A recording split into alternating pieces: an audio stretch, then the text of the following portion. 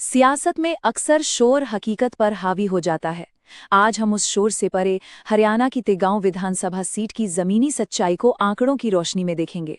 देखिए, हमारा मकसद किसी एक का पक्ष लेना या किसी का विरोध करना नहीं है, बल्कि डेटा के आधार पर गवर्नेंस के लिए एक ठोस ब्लूप्रिंट की संभावनाओं को समझना है।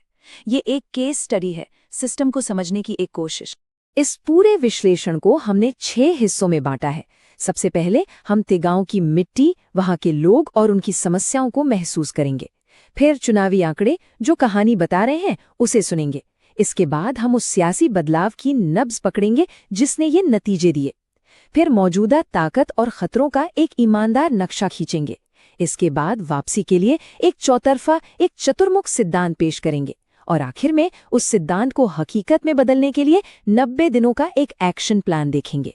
देखिए, किसी भी राजनीतिक रणनीति की जो नींव होती है ना, वो उस जगह की समझ पर टिकी होती है। जमीन को समझे बिना, लोगों को महसूस किए बिना हर योजना खोखली है। तिगांव, जैसा कि हम आगे देखेंगे, एक ऐसे इलाके का प्रतीक है जो बदलाव की दहलीज पर खड़ा है। यहाँ पुराना और नया एक साथ जी रहा है और इसी में यहाँ की चुनौतियां और मौके छिपे हैं। तो सबसे पहले तिगांव है कहाँ? ये हरियाणा के फरीदाबाद जिले में एक सामान्य सीट है। इसका जो कैरेक्टर है वो मिला जुला है। लगभग 56% शहरी आबादी इसे आज की उम्मीदों से जोड़ती है, तो बाकी हिस्सा आज भी अपनी ग्रामीण जड़ों से बंधा हुआ है।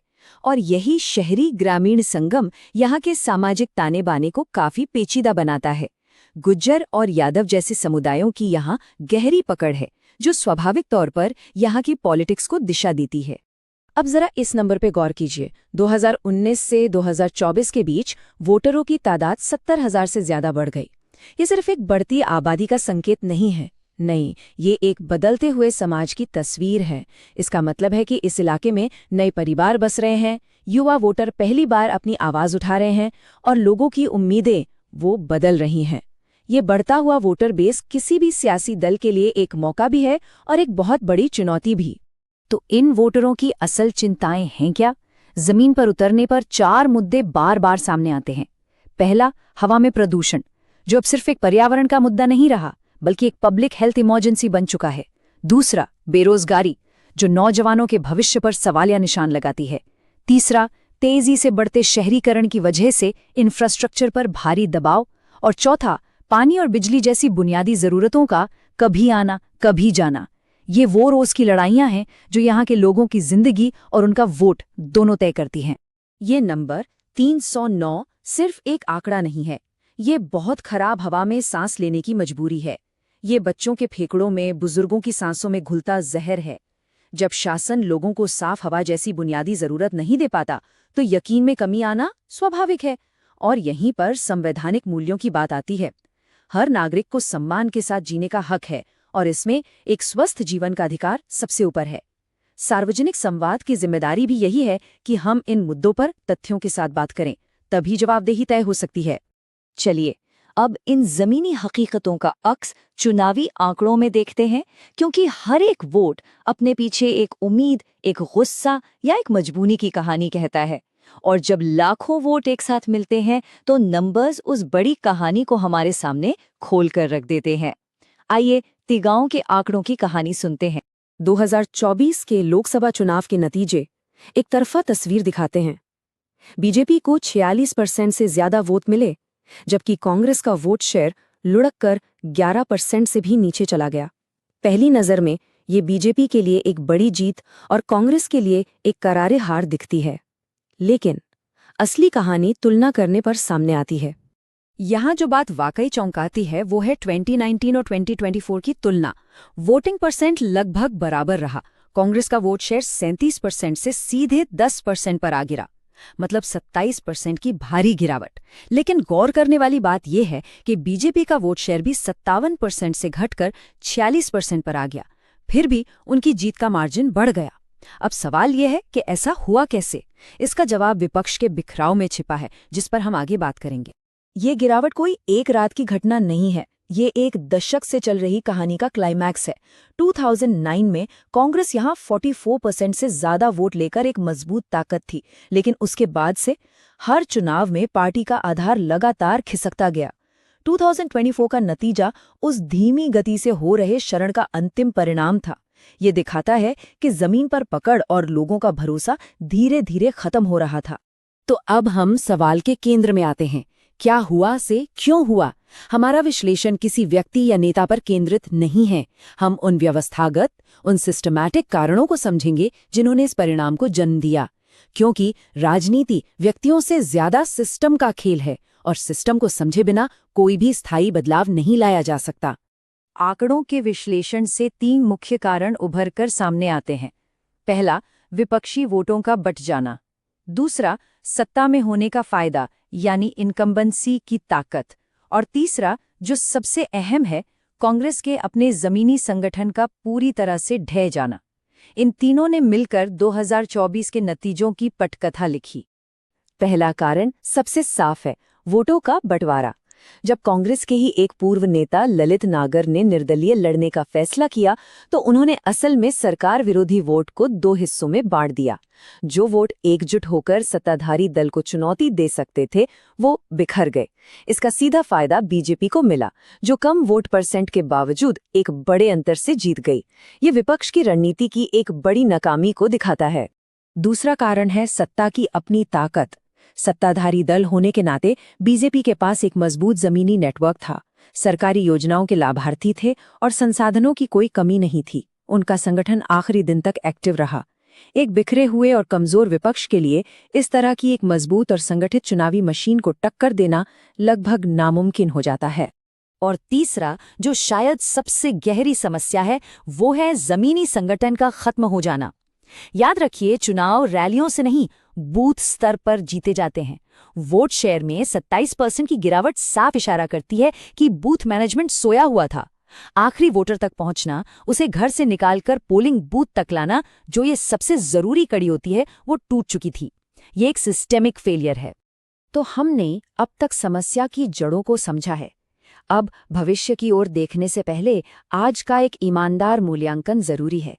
आज तेगांव के सियासी मैदान में कौन सी ताकतें हैं और कौन सी कमजोरियां?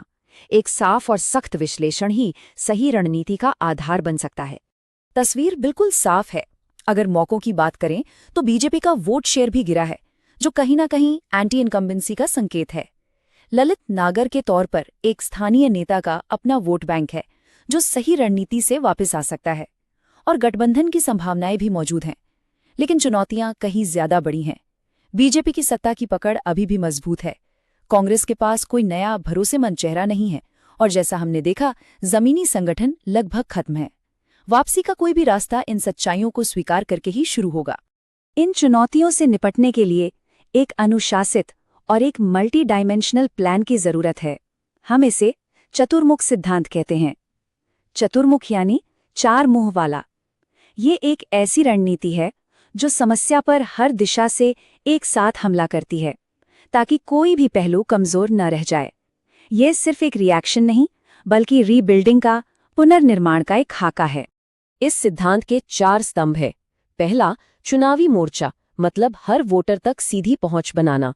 दूसरा, संगठनात्मक मोर्चा, यानी बूथ लेवल से लेकर ब्लॉक लेवल तक संगठन को फिर से जिंदा करना। तीसरा, नैरेटिव मोर्चा, लोगों के मुद्दों पर एक साफ, भरोसेमंद और असरदार कहानी बनाना। और चौथा, संसाधन मोर्चा, मतलब समय, पैसा और लोगों की ताकत का सही जगह पर सही वक्त पर इस्तेमाल।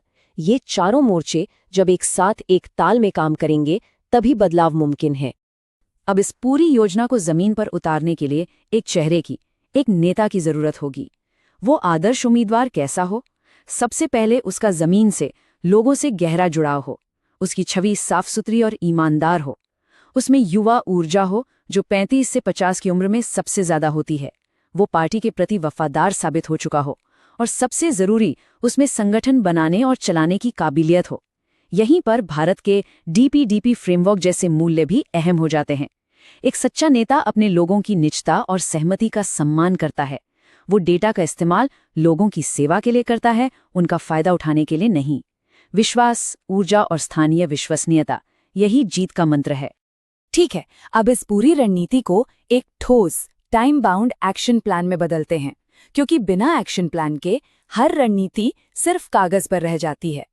ये 90 दिनों का एक रोड मैप है जो वापसी के सफर को नापने लायक और हासिल करने लायक बनाता है।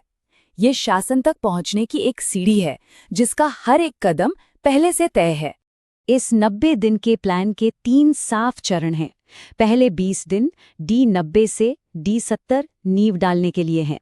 एक प्रोफेशनल वॉर रूम बनाना, जमीनी सर्वे करके असल मुद्दों को समझना और उम्मीदवार को फाइनल करना। अगले 25 दिन D69 से D45 लोगों को लामबंद करने के लिए हैं। एक जन केंद्रित घोषणा पत्र जारी करना, छोटी छोटी जन संवाद बैठकें करना और डिजिटल तरीकों से अपनी बात पहुंचाना। और आखिरी 44 दिन D44 से D0 चुनाव को अपने चरम पर ले जाने के लिए है। हर दरवाजे पर दस्तक देना, असरदार रैलियां करना और मतदान के दिन अपने वोटर को बूथ तक लेकर आना। तो आखिर में ये सिर्फ चुनाव लड़ने की तकनीक नहीं है, ये बेहतर गवर्नेंस के लिए एक आंदोलन खड़ा करने की सोच है। ये चुनाव दर चुनाव एक ही ढर्रे पर चलने या फिर सार्वजनिक सेवा और मकसद को अपनी राजनीति के केंद्र में रखने के बीच का चुनाव है। ये सिर्फ सत्ता पाने का नहीं, बल्कि सत्ता का सही इस्तेमाल करने का ब्लूप्रिंट है। तो सवाल यही है, क्या तेगांव की राजनीति हमेशा की तरह चलेगी या ये उद्देश्य की राजनीति का एक नया अध्याय शुरू करेगी? ये चुनाव सिर्फ पार्टियों के बीच नहीं, बल्कि 2 अलग-अलग राजनीतिक सोच के बीच है। अगर आप एक जन केंद्रित नेता बनना चाहते हैं और अपने निर्वाचन क्षेत्र का उत्थान करना चाहते हैं, तो blueprintstrategies.ai से mgr@blueprintstrategies.ai पर संपर्क करें या 08042041602 पर कॉल करें। उद्देश्य राजनीति से परे।